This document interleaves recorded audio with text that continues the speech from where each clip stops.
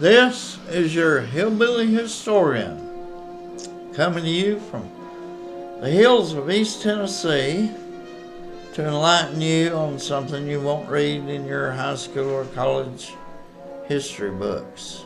Today I intend to talk a little bit about Dan Rather. Dan Rather is the epitome of ABC, NBC, and CBS. He was an employee of CBS, worked as a reporter with CBS, did the nightly news for CBS for years. He is the most disgusting, lying piece of dog crap that has ever been associated with the United States news.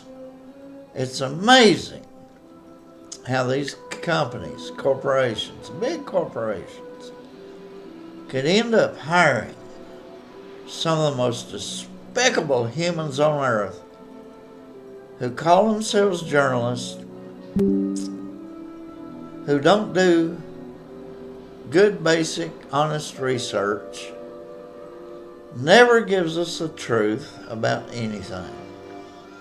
And Dan Rather is the primary epitome of the disgusting corruption of our legacy news media, which includes ABC, NBC, CBS, Washington Post, New York Times, Politico, Axios, all these people. What do they learn in college that makes them so dishonest and such disgusting liars? Dan Rather, he was a reporter. He was in Dallas the day JFK was assassinated.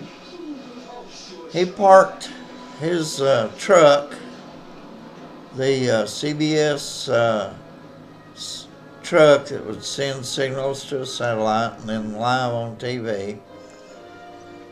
And after JFK had been declared dead, there was Dan Rather outside of elementary school in Dallas telling the American people that when they announced the death of JFK, the kids climbed up in their chairs, clapped, applauded, cheered the death of JFK. And this was proven to be a blatant lie. But hey, he never came on TV later and gave a retraction. He never fessed up, told the truth that he was lying about those kids cheering the death of JFK, President John F. Kennedy. It is amazing that he told that lie, which would give Dallas such a bad reputation all across the United States, show that the children of Dallas were evil, purely evil, but the evil resided in the head of Dan Rather, the mouth of Dan Rather, telling that blatant lie about the children at an elementary school in Dallas the day John F. Kennedy was murdered. You know, it's bad enough that we lost a president that day, but we lost a lot of truth that day too. Of course, Dan Rather, I'm sure that wasn't the first lie he told, because he was a very dishonest man. Later, when he was the news anchor for CBS Evening News every night, when Bush was running for president, he showed his ties to the deep state Marxist communist of Washington, D.C. when he came on the news and told that he had a document proving that George W. Bush went AWOL when he was in the Alabama National Guard, and that he was wanted for being AWOL. And he had this document to prove it. Well, it turned out that document had fonts. Well, George W. Bush went AWOL in 1960, 61 in that area. There were no fonts. Fonts came with computers later.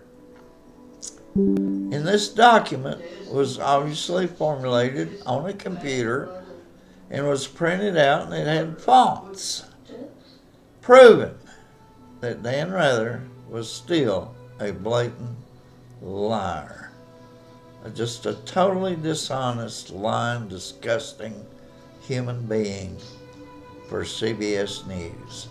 And you know, today it's even gotten a lot worse with MSNBC and CNBC and these CNN. It's poor old man that found Ted, who founded CNN and gave us cable TV and all that, all these great breakthroughs. And then he was mind raped by Jane Fonda, and there was same sense. Ended up retired on a ranch out in Wyoming or Montana or somewhere, a multi-billionaire, and he went into dementia, and it'd be sad if he was able to understand what CNN had become. It just, I remember when CNN was broadcast out of the Omni in downtown Atlanta, they had an indoor ice skating rink, a hotel, restaurants, businesses. And I remember sitting at one of these restaurants, a balcony where you could watch skaters. Regrettably, there weren't very many ice skaters in Atlanta, but occasionally you'd have a good one out there putting on a show. And across on the other side of the skating rink, you could see through the glass and watch CNN give the news. And of course, Ted Turner, he's the one that also started the 24-hour news network. Everybody laughed about him, about that station, but it became a success. And then he bought one of the TV studios, all their films, and he started Turner Movie Station, and it became real popular. He made a lot of breakthroughs, but he would roll over if he had the mental acuity to understand what CNN News has become, what his creations have become today. And it is a shame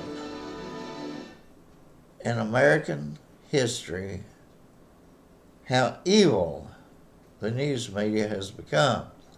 But if you go all back through history, you'll find that there's been a lot of liars and people in the news media. You know, back in Abe Lincoln's time, they used to compare him to an ape and publish it. And it was almost like the KKK newspaper used to publish garbage news like that about black people and everything. So news media has been corrupt and crooked for our entire history, and why people have not cracked down. And today I think people have quit watching CNN and MSNBC and everything. They're lucky if they get a couple 100,000 viewers a day now. So it is good that their viewership is dropping. People have lost confidence in the news media. And it's sad that Fox gets more viewers all day long and up into the night and just wipes out ABC, NBC, and CBS. It is an absolute shame that Fox News and Real America's Voice and news outlets like that are trying to tell the truth, and CBS and NBC, CNN, ABC, all of CNBC, MSNBC, they've lost the confidence of the American people. The legacy media is epitomized by men like Dan Rather, and it is a shame. And this is your hillbilly historian saying good day and have a nice one.